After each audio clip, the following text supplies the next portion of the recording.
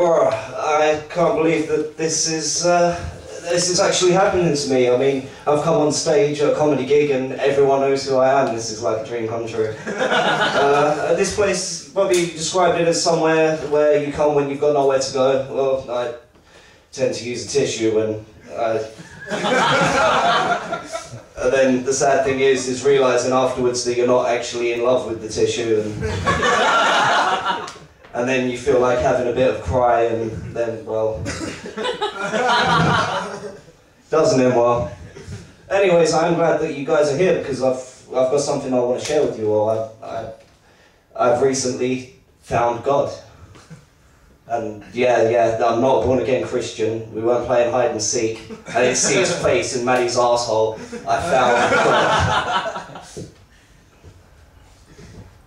I was on acid at the time, so but that's the frame of mind you've got to be in when, you know, you need to be really open-minded to see him. And well, I'd started coming up on the trip and everything started fizzing out. I saw the pixels that make up the things that I see in day-to-day life, all of the colours and shapes that I usually see are all pixelated, but the pixels are colourful, they're dancing. It's like everything was creating a new shape in front of me. There was everything constantly changing the way its body looked, and as I was starting to trip out, I realised that by the time I was realising things, they'd already happened moments ago, and I was missing out on new things. I was just, this is hardcore, and then this voice came out of nowhere and it said, "I created you in my image." I said, "Dad?" He said, "No." I said, "God?" He nodded, but the weirdest part about it is I couldn't actually see him. I just knew that he nodded as the mystical powers that this guy has. And Sarah, I was like, "You created me in your image?" He said, "Yes." So then who created you? He said, "You did." I said, "Well, how the fuck does that work?" He said, "You're alive and conscious. I am life and consciousness. Both of us are a reflection of the true God." So when I said to you before that I found God, because quite technically what I mean is I am God. So at this point we will now be passing around a collection plate.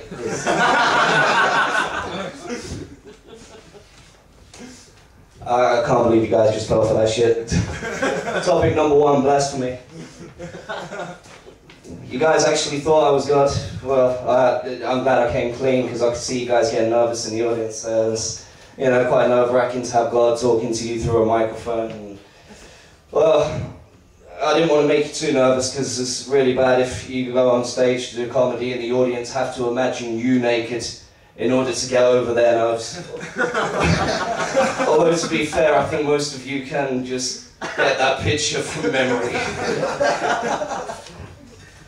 I think when it comes to God, the Muslims tend to take it the most seriously out of any other religion. There's a certain aspect of them being very patient with God. God's promised them 72 virgins in heaven, and they are patiently waiting. It's like, do they not realise how many virgins there are on earth? See, the Catholic Society, they've realised this, but they're not quite as patient as the Muslims. They don't even wait for their virgins to reach the legal age of consent. So that brings us on to topic number 2, paedophilia.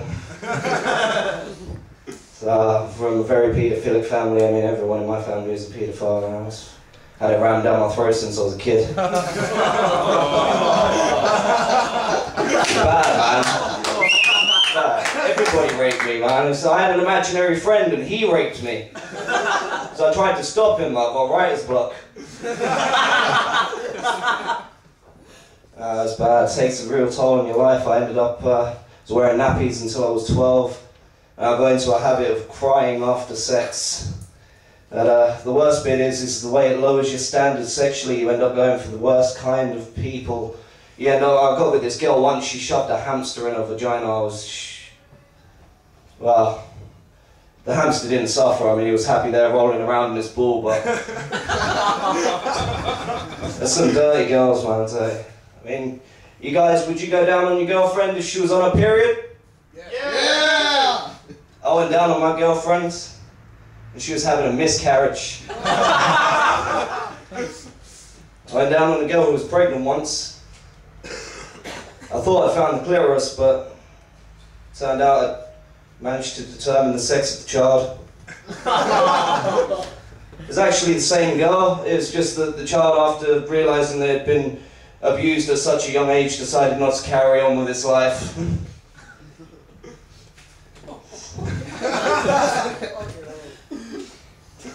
Do you want to hear a joke? Do you want to hear my joke about disappointment?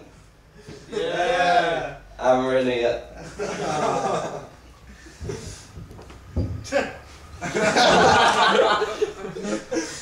So, I'd say thanks for coming down. It's been a great night. This feels really weird because usually, you know, there's no microphone when this shit's happening, so this is a new experience, but it has been an amazing experience. I'm sorry to cut it short.